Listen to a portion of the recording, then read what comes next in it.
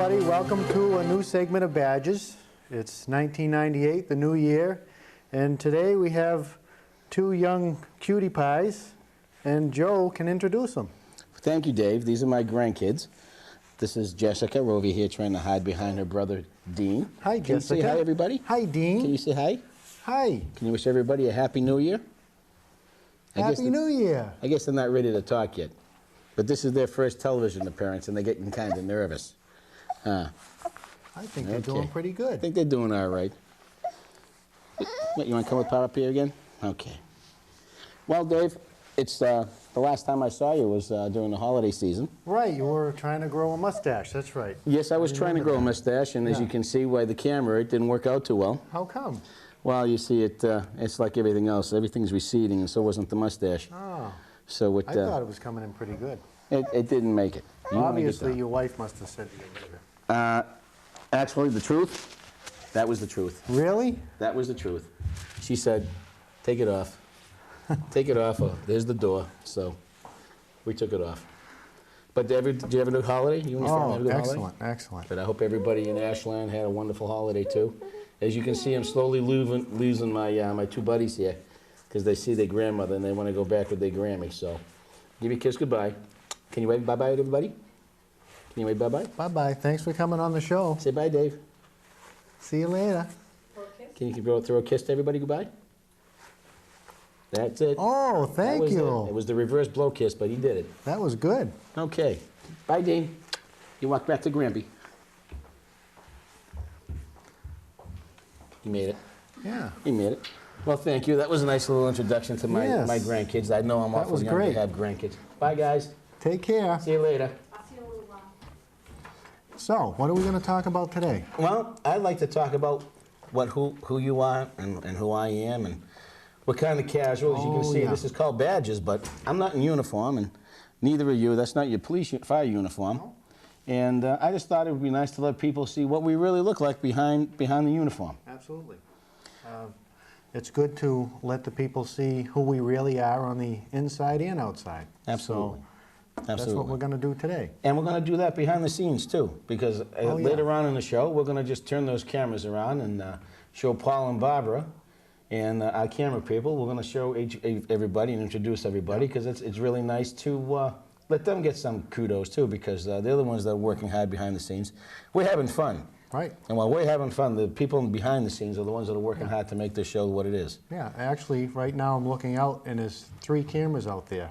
And, you know, to the boys and girls at home watching TV, all they see is their TV with us on it. That's right. But we're looking at 3 cameras, and the camera directly in front of me, my daughter Haley is operating. And then David Lockhart is operating the middle camera, who he's moving it around right now and showing Joe's daughter.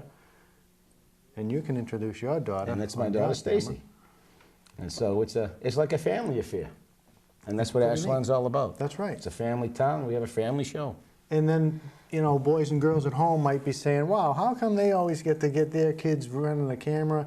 If believe it or not, but anybody can come to the cable studio and talk to Barbara, and they can make arrangements for them to learn how to use the equipment. And it's not that difficult to learn, if I understand correctly, and I'm not a technical person when it comes to camera equipment, but it's a very basic piece of equipment to learn how to use. Well, we have some good teachers out there. You know, Paul Bodwin's been here for as long as I can remember, and Barbara Chisholm, who operates it. Right, they're like the Inca people here. They're the mainstay and the cornerstone of WACA. Yeah. Along with, if we can swing that around, Paul, Dave, that would be great. There they are. I don't know if you can say hi to those folks back there. They can wave. There's Paul and Barbara. They're behind the scenes editing right now and making sure that everything's working well. There they are. All right, great Paul. people. That's good, Paul. Thank you. Thank you. You can get back to work now. The thing, you give Paul a minute there, and he'll be right on the camera. Oh, that's okay. Pretty soon he'll move you out, and it'll be his show. Oh, no doubt. No doubt. Well, it's a small little stage. This is our first. Hey, you know what? I just realized it. This is the first show that we've done in a new stadium. That's right. Hey, congratulations. Congratulations. Yeah. This is our first one. Yeah, we started up on Elliott Street at the old studio. That's right. And then we've done countless of on the scenes. on the scene That's right. This is a beautiful takes. studio. Yeah, it is. Very nice. Yeah. It came out very nice. And you know, it's nice and quiet, so if we start laughing and goof off, it's, Right. you know, it hides it pretty well. And it's at the high school for the people who don't know. That's right. That's right, and it's a beautiful, beautiful studio. And it's a pleasure to be in here. Yeah. It's a real pleasure to be in here. And now it's, well, it's January 12th, right? Correct. And we started a new year. Mm-hmm. And I guess I just want to ask you, Dave, how did you start? How did you become interested in becoming a fireman? Oh, it's a long, boring story, but if Well, you give got me a the few Reader's minutes- Digest version. Okay, I'll give you the short version. When I was 10 years old, which was 25 years ago, We're not going to do all 25 years, are we? no, Okay. but I can really go quick. I had a paper route with my brothers and sisters. And of course, the Ashland News Store was next to the fire department. And as I went there with my brothers and sisters, I was the younger one, so I'd sneak over to the fire station. And, you know, Lieutenant Fuller, George Barlow, Skippy Moran, Pontini, Galoni, Galani, I can go on and on and on. And Healy, I'm sure Jack was Oh, there. yeah. Was Jack They still were there at the all time? there, and they were all more than happy to show me around, and especially Lieutenant Fuller, who just retired this last fall. And one thing led to another. I just stayed with it all the time, and here I am. Now I'm on full time. It's been almost 4 years. I love it. I love the town, and it's just great. How are the guys to work with? You know how they are. Excellent. Let the people know. Excellent. I mean, you see that we do all kinds of things. You know, we help you guys with your Ashland Day thing. Absolutely. And, you know, just a number of things throughout the year. People call us and say, you know, can you come over and give us a little explanation of what you do and show us the emergency stuff, and like The new Fenwall. equipment. We just did Fenwall just recently. Their employees wanted to learn about safety things, so we went and did that. And Oh, that's right. They have their employee safety week, if I remember Right. correctly. And, Right. And it's just so many things throughout the year that people. A matter of fact, it's so many things that we've had to kind of consolidate. Like the schools, we teach the kids every year about fire safety in the month of October, and we really had to consolidate it and make these things a little quicker because there's just so many kids. I mean, there's over 1,000 kids in the school system. Right, You know, right. the young ones that we do. But it's kind of important that they learn the fire safety themselves. Right. Because I know that a lot of parents are probably too busy to teach them that, or maybe forgotten the simple little stop, drop, and roll Right. technique, and how much easier it could be just to have you and the guys down there to help out and Right. and We help did you that. learn them. This year we did it. It was at both schools, the Pittaway and the Fruit Street School. We had these large tubes, and we allowed the kids to crawl through them, which simulated them staying low to the Staying floor. low to the floor. And it was really fun. They did it. They That's did good. it great, and they loved That's it. good. Yeah. Well, during Ashland Day, you had the smokehouse, Yes. and I know that was quite interesting. And I went in there once, and excuse me, and it was amazing because I'd been in smoky buildings before, helping out with Right. some of the calls that we've had to go on with you people, and I just forgot how intense it really was, and how you can lose your direction and sense of direction when you're in a very smoky building because you get nervous. Right. And to clarify that smoke tent, that was artificial smoke. It was a Right. vegetable oil mist is what it was.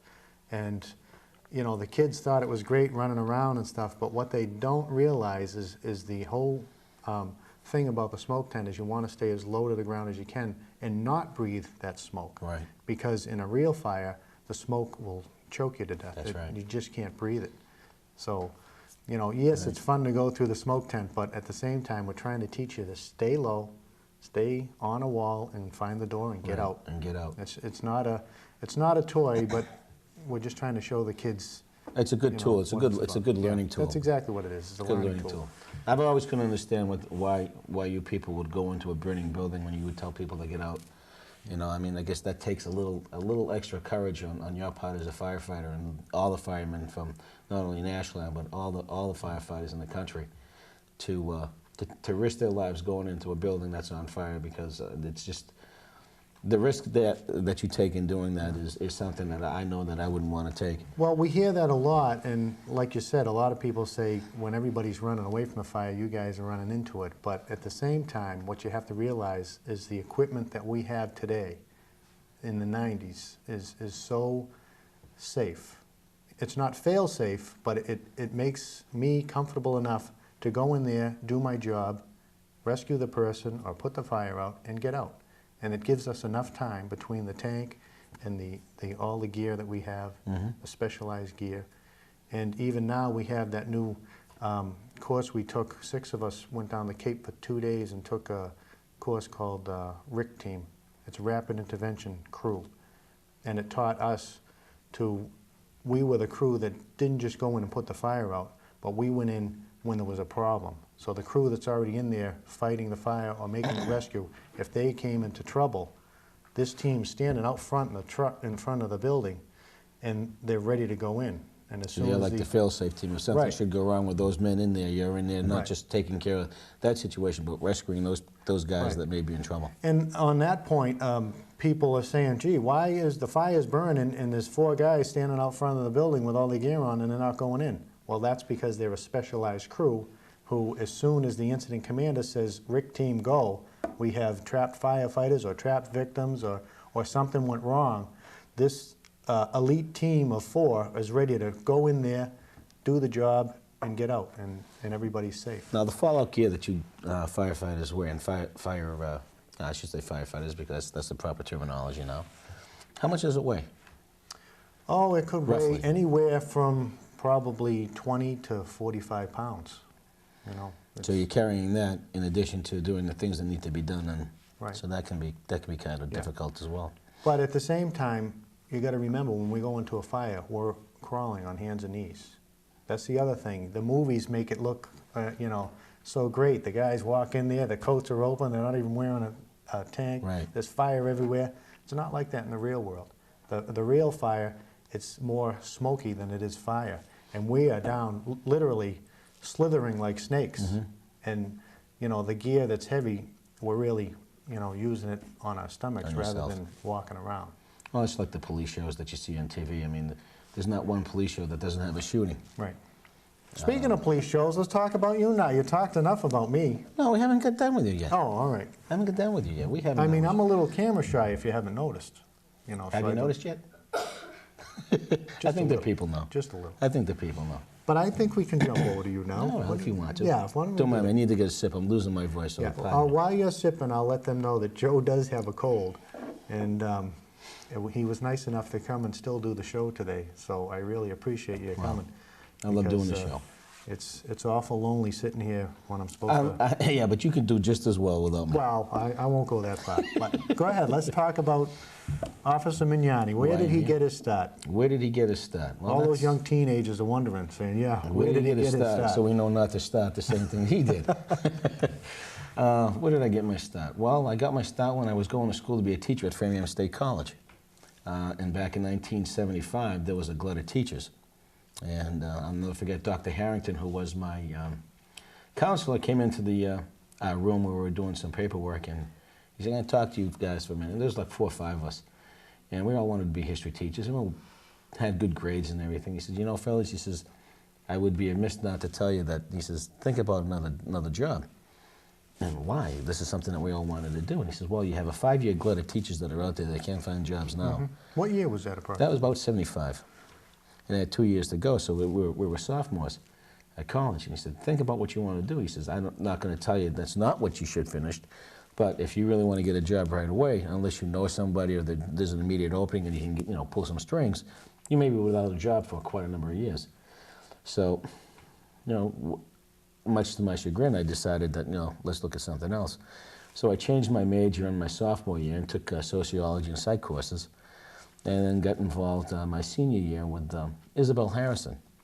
And I started doing an internship with her, working with some of the youth in town, troubled kids and some kids that came from dysfunctional families.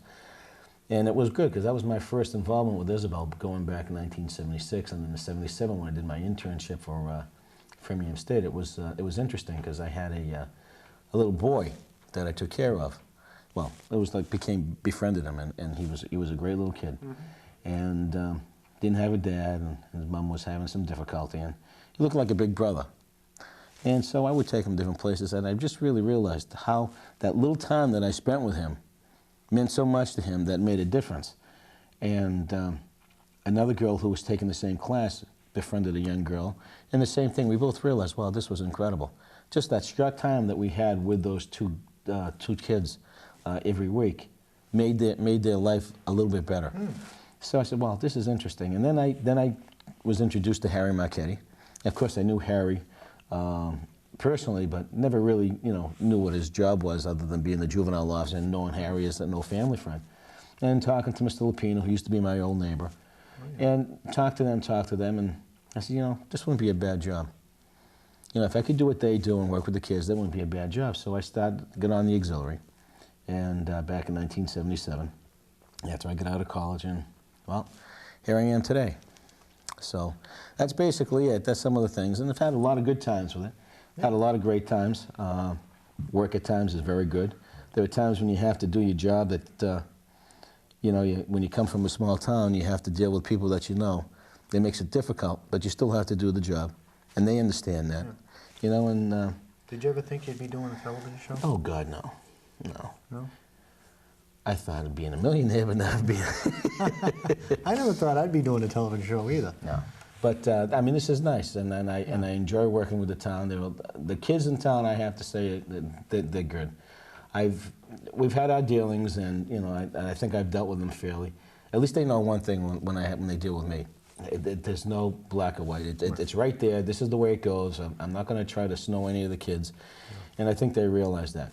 I mean, I've made a lot of friends, and I'm sure I've made some enemies along the way too. And that's the way it goes. You can't, when you do your job. The unfortunate thing is some people are not going to be happy with what you have to do. And we've been lucky though. This is a really good community. Oh, we've been very, very fortunate, and I think that the kids are hearing the story. I think the parents are hearing what you guys do, what we do.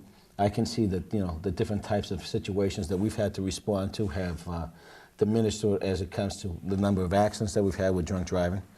The number of arrests that we had to deal with alcohol-related or drug-related incidents have diminished. So in some way, I guess the message is out there. I think the parents realize that it's a thing that they have to take control of themselves. And then we have the schools come in and working jointly with yourselves and us, and with the community. It just makes the message more stronger that they keep kids. If you're going to do it, you're going to stay home. And being a DARE officer and utilizing and working with the kids, I'm realistic. I know that this is not the cure-all, and I just realize that if they're going to do it, that's their choice. Yeah. But just please, if you're going to do something like that, don't get behind the wheel of a car. You know that. Right, and their friends help them out today. That's it. I mean, that's the name of the game. Friends help friends. Yep. And people have said to me, how come you guys go every year to the schools to teach them? And basically, if we can help one person, it makes it all worthwhile. David, that's my whole my feeling, my sentiment as well. They say that the programs that I do that I got myself involved in, like DARE, and I'll use the word use DARE as an example. There's been a lot of detractors from the program saying that it doesn't work. Look at the numbers are escalating. To me, it doesn't matter how many numbers are escalating, because if one child got that message and was borderline and took that message and then changed their life around, we'll never know, because that's one less on the register. So I asked myself, or asked them, show me the numbers that have been affected by DARE. We will never know. We will never ever know. But yes, we will see those who haven't taken the message, and that's again, it's their choice. But if you teach these kids when they're young, they seem to remember it more. And like the smoke detectors and CO2 detectors, the kids will go home and say, hey, Mom and Dad, it's time to change the batteries. Oh, yeah. They remember, because it's just when you teach them at a young age, they seem to catch on a lot. Same thing with the seatbelts. When you put them in the seatbelt restraint seats or whatever. My kids and my daughter will tell you, she tells me all the time, Dad, you got to put your seatbelt on. How many times have you told your dad to put the seatbelt on? How many times? Once? Twice? A lot. A lot? A lot. She's shaking her head a lot, so those you can't see out there. And it's true. The kids remember that stuff where, when I was little, we didn't grow up putting our seatbelts on because it wasn't an issue. But as time went on and more accidents happened and more traffic, now they said, hey, it's mandatory to have a seatbelt. So the kids remember that. And And unfortunately, the adults have more things on their mind or something. I have one question for you. Oh, we're back to me? We're back to you again. Oh, go ahead. Well, I figured that was enough for me. Oh, yeah, yeah. That was enough. That was plenty. What's your most memorable experience so far with working with the fire department? Well, there's a lot of memorable experiences, and some of them are very bad experiences, and some of them are Well, let me very good. clarify. I want to know. You want the good ones? Yes, I want the good ones. This is a happy show. This is a Yeah, oh, family yeah, show. I know that. But let's see, the happiest one. Oh, it probably was about 10 years ago when I was working in my driveway off duty, and next door, my neighbor's mother-in-law, who was visiting, was running down the driveway, very distraught. And I yelled over to her, "What's the matter?" And she said, "My grandson's choking." So I ran over there, and there's the mother holding the child, and it had one of those hard candies, the round candies that I don't allow my kids to have. Haley's laughing. She's gone. Yeah, it was She's a nodding her head. three-year-old boy. It was his 3rd birthday, and he had a hard round candy in his throat, and he was turning blue. And the mother was holding the baby, very distraught. And I ran over there and grabbed the child, put him upside down, 3 bangs on the back, it popped out. And then I got home and I'm like, I can't believe I just did that. But it's instinct, it's training, and it just took over. But here I am at home, off duty, not even thinking about work, and the next thing you know, I'm involved in a situation. Where you would have done it at work anyway. And it worked out well, so I was very happy how it ended. Very good. But that, if you ask me again a year from now, You'll remember. that's the one that's in the back of my mind, you know? But there's many of them. There's a lot of stories. How about you? Well, I knew you were going to ask me that in return. There's 2. Basically the same situation. But the happy one was when I was in shape and I used to run, and that's going years ago. Oh, yeah. Years ago. Yeah. I'll get him back after the show's over. I will get him back. You haven't got me back from the mustache. That's all right. From the last show. That's all right. Give me time. Okay. I'm slow, Yeah, but I'm diligent. yeah. You'll get me. I was running, jogging on Myrtle Street, and there was a lady coming out her front door, and she was yelling and screaming. She was having a baby. And I believe this was about 1978, 79, and I was on part-time at the time. And she was having a baby. I mean, there was no doubt that she was having a baby. So I ran up the driveway.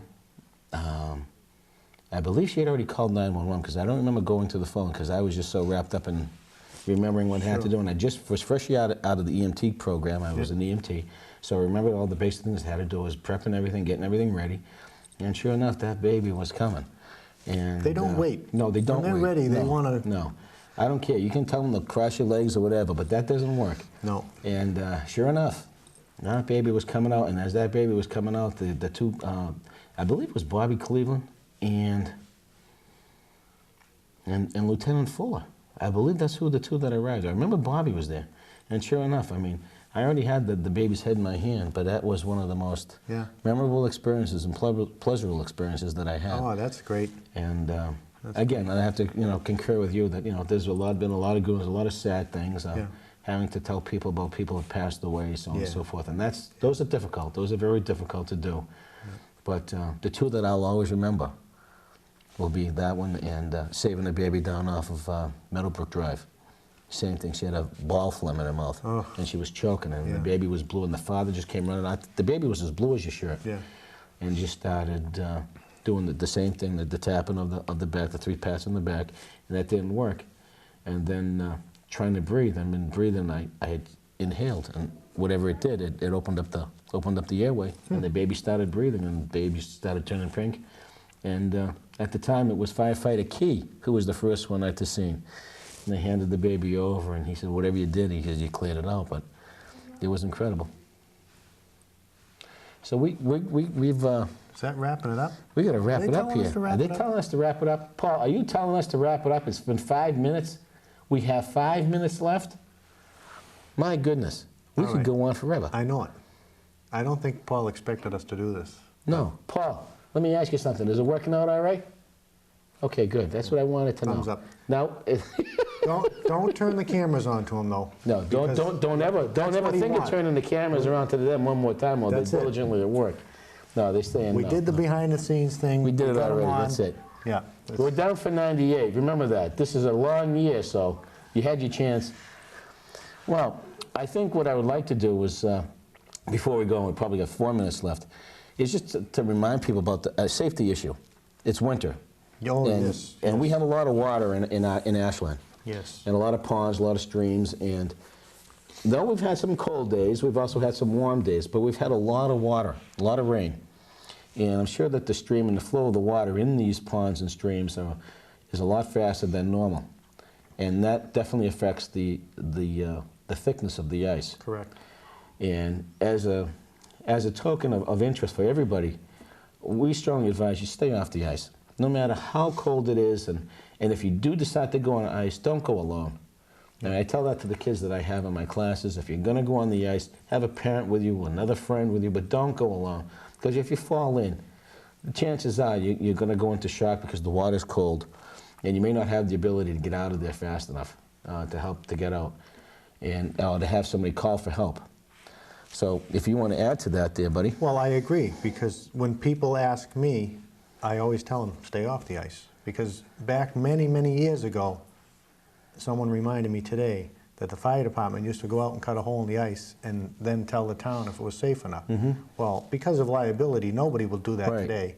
And because of the different water locations, some water's flowing, some water's still. Right. So it's really not a good rule of thumb. So what we say is stay off the ice. Go to an ice rink. Right. Or make one in your backyard. Make one in your backyard. You know, I know the town used to flood the parks, but they don't do that anymore. On Well- this, I want to add smoke detectors, check your batteries. Right, the CO beginning of the year. detectors, check the batteries. Right. Teach your kids how to use 911. Hot water boilers and the heaters, how about checking the filters and stuff too every year so CO2 doesn't build up? Or is that Yeah, something- have them serviced. Have 'em serviced. Every year you should have your system serviced. So- Okay. So that's a good one. Well, And, pal, we've got 1 minute left, 1 minute left. but we have a whole year ahead of us. Yes. If So we'll be anybody- back. What I would like to suggest, if anybody has a topic that they would like badges to go over, maybe either be criminal law or other things, or something to do with the fire department, have some suggestions, please write a letter to WACA, or call Barbara or Paul with some suggestions. I mean, we have a whole bunch of things that we would like to do, but we'd like to hear from you. And we would like to do a show with Dial some background. 881-WACA. CA, Channel 8. I think it's 881-9222. Is that right, 9222? Is that the right number? Okay. They're nodding their head yes. Okay, that's good. I guess this is going to wrap it up. This is going to wrap it up. So Happy New Year, everybody. And we'll see you at the Ashland. next show. Stay safe out there, everybody. We're going to go on location, That's right. okay? Next time, right? Yep, show you our new rescue truck. Sounds good. See you then. Bye, everybody. Bye.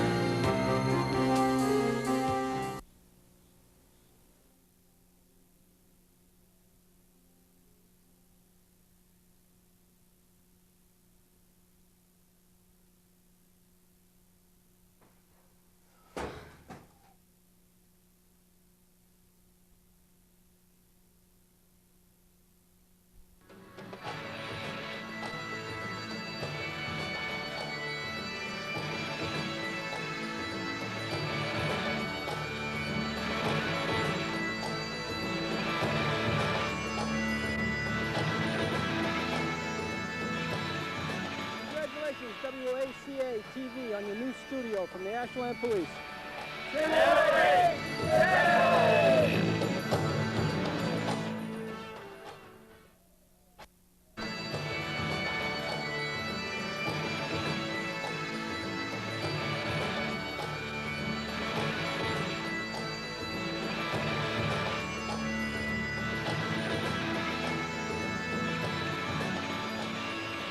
Ashland Fire Department would like to congratulate WACA-TV on their new studio.